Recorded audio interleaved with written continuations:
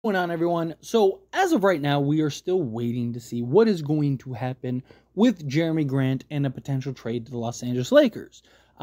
Based on kind of the looks of things, Portland is currently standing pat on wanting the 2 first-round picks. Now, again, that can change once you get closer to training camp. At some point, Portland's got to really evaluate, hey, do we really want to go into the season with Jerami Grant, especially when we have all these young guys now? We just made the trade with the Washington Wizards, right? Plays the Jerami Grant position. Do you really want to kind of take minutes away from your young guys, take opportunity away from your young guys? It's something that they're going to have to evaluate. Now, obviously, they don't need to just give Jerami Grant away, but if you can get a nice package and get a first-round pick for Jerami Grant, especially with this contract, he is overpaid. Doesn't really make sense for Portland, right? Like, if you could do that, you could do worse. Right now, you get your young guys a real opportunity. You get to kind of tank for Cooper Flag. If you're winning, at least you're winning with your young guys rather than with, like, Jerami Grant. You're like, we don't even want this guy on the team now, right? So I can see potentially Portland caving, or maybe you kind of meet in the middle. Maybe instead of 2 unprotected firsts or 2 firsts, maybe it's like a first and a pick swap, right? And then everyone's kind of happy, so the Lakers still maintain their first, and they're able to pull that off.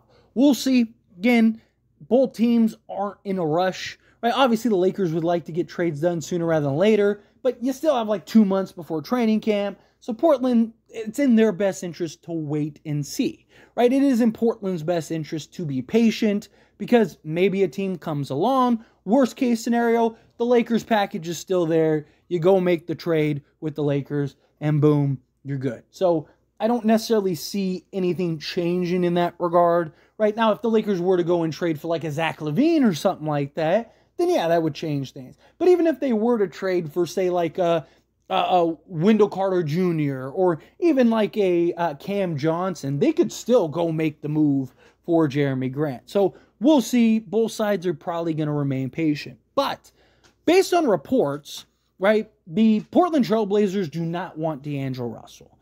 And so it kind of begs the question, like, what is the package going to look like? And it looks like it's going to be centered around Rui Hachimura, likely something like Rui Hachimura, Gabe Vincent, and then like a Cam Reddish, which if you're trading Rui, it does make sense to keep Christian Wood, because now Christian Wood can slot in, be your backup 4, which that is the best position for him, right? And I think he can fill that role well. Also, under J.J. Redick, I actually think J.J. Redick will utilize Christian Wood better than Darvin Ham did, and I actually think that Christian Wood could potentially be a real factor for the Lakers and a big piece in the rotation like he was supposed to be last year, right? I'm not saying you can't ever have him shoot threes, but, you kind of want him in that, 15 in at times too, not just solely just standing around outside on the perimeter all game. But if you could pull something off like a Rui Hachimura, Gabe Vincent, and Cam Reddish, plus a first for Jerami Grant, then now you're in good position. Because now you kind of have 2 choices here. Either A, you keep D'Angelo Russell, and you basically have an upgraded version of the starting 5 you had last year, which with Rui in the starting unit, they were, 21-8? And they had an excellent point differential. They were really good offensively. But the reason I say upgraded is because you'd be better defensively. Because Jerami Grant is better defensively than Rui Hachimura. And so not only would you be better defensively, but you'd still maintain the same level of offense, plus a little more athleticism, better versatility, in my opinion, as far as like what he can do at the 3 spot compared to Rui. And you can kind of run that, be patient, and see what happens. That doesn't mean that you don't trade DLO if something's there. That doesn't mean you don't make a move if something's there. But if you get Jerami Grant, you now don't have this overwhelming sense of pressure to get something done. You can now be a little more patient. Now you're not as desperate as you were prior. And if you start off really good, right? Like, let's say the Lakers, because again, they were on like a 64-win pace or something like that with the starting 5 they had last year if they had done that from the beginning. So if you end up doing something like that to where, okay, now you have this start, I'm not saying that they're going to go win, 60 games or anything like that, but if they could do something to where, say they start, 15-7 or something, right? And it's like, oh, the Lakers are really good. Now there's not this sense of desperation. Now you can be patient and kind of let things unfold, let things develop, and then go in and pull off some type of trade, pull off some type of move at the trade deadline or prior, right? Like Jonas Valanciunas is a name that supposedly we should still be looking out for, and he may end up making his way to the Lakers at some point. So, maybe if you need that center, it's like, okay, let's go get a Jonas Valanciunas and something else, right? Maybe you make a couple moves, do some things in that regard. But to not have the overwhelming pressure, kind of gauge and see with D'Angelo Russell, and and then if you need to pull off a trade, right? Which I would still, if you can, right? If you can pull off something for Wendell Carter Jr. or something like that would be ideal.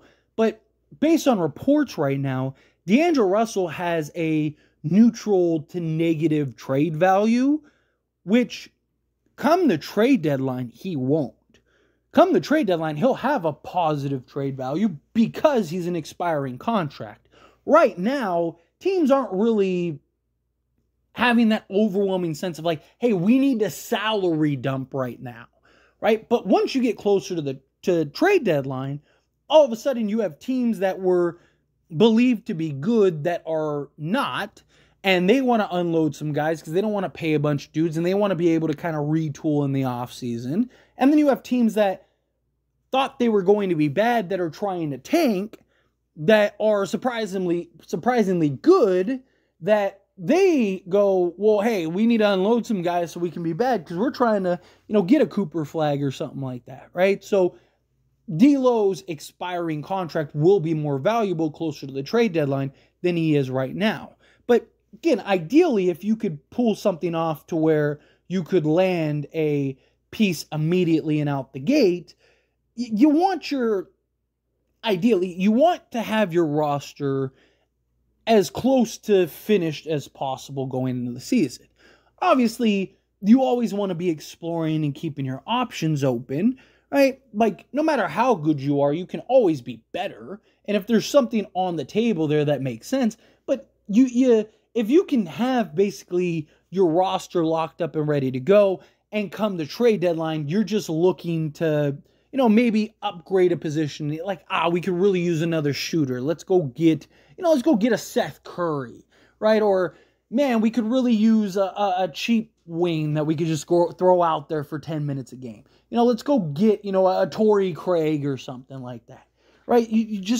Ideally, you just want to make a little minor move, little minor tweak to kind of take you over the top, unless there's just some, crazy player that becomes available that is like, oh, we have to go trade, something, I don't know, like, Giannis becomes available and he's like, I only want to go to the Lakers. But realistically, probably not happening, right? So ideally, you kind of want to just be able to go just make that minor move to kind of upgrade in a specific key area. So your hope is you trade for Jerami Grant, you keep D'Angelo Russell, you keep a first. Now you could take D'Lo in a first and go make a move for maybe it's two pieces, right? Maybe it doesn't necessarily have to be, maybe you're doing like a Nick Richards and something, right? Or, maybe you're getting a Dennis Schroeder in something, right? Like maybe you're getting a couple pieces that kind of complement and make sense to kind of add depth and overall talent. It doesn't necessarily have to be like a big name,